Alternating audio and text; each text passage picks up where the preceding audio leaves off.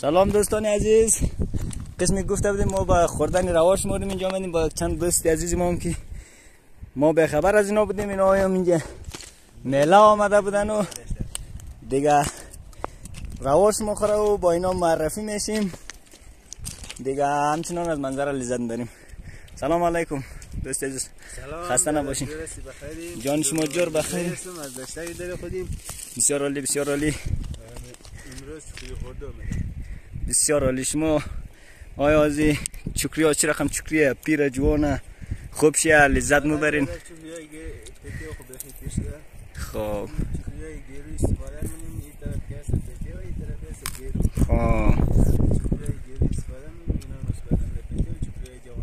بسیار عالی بسیار عالی. شما گفتین همزی منطقه هستین درسته؟ بله بله. خب بسیار خوب بسیار خوب. خب برنامه را آقای الطافی دنبال مونم هم بشینم پالی دوستا یک چکری بخورم.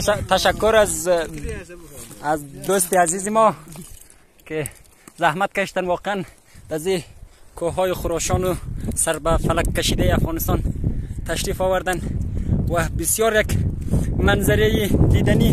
دوستای عزیز قسمی که شما مشاهده میکنین ما بسیار یک مسافه طولانی را از سمت دریا در این قلعه فتح کردیم و روی از این ویدیو بسیار کوشش شده که به درست ترین شکل ممکن و دسترس عزیزای بیننده و علاقمند به زیبایی های افغانستان قرار بگیره.